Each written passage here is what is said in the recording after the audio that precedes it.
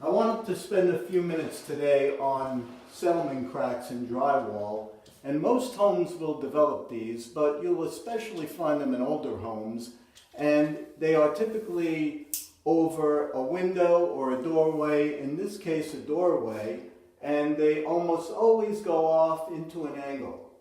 Now, it's tempting to just spackle over the crack, but you'll find within the next heating season or within a few months the crack will reappear. So I wanted to spend a couple of minutes talking about something that's worked for me in the past and maybe you would like to try it. You might be saying, boy, that is one heck of a crack, but what I've done up to this point already is to deepen the crack.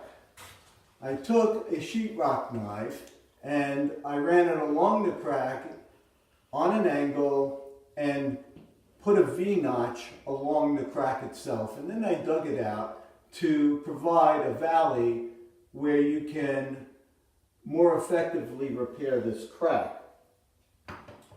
What I've also done is to take a piece of drywall tape and cut a thin strip. I typically fold it along its length, and then I soak it or coat it in drywall compound. And then what I will do is take a spackle knife and go ahead and insert this into the valley that I've created with the sheetrock knife. And you'll push it in and work it in, and because it's already soaked with spackle, it tends to follow the crack. You may have to work it a little bit to get it in there, but what you're trying to do is give yourself a repair that's more than just a coat of spackle on the outside. So you'll go ahead and work that in, and eventually it will get in there and take up that space, kind of like that. Then you'll take some spackle and spackle over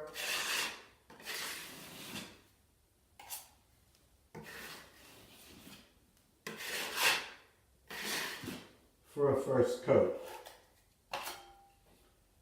You'll let that dry and then go ahead and finish it as though it was a regular repair without doing it with this method.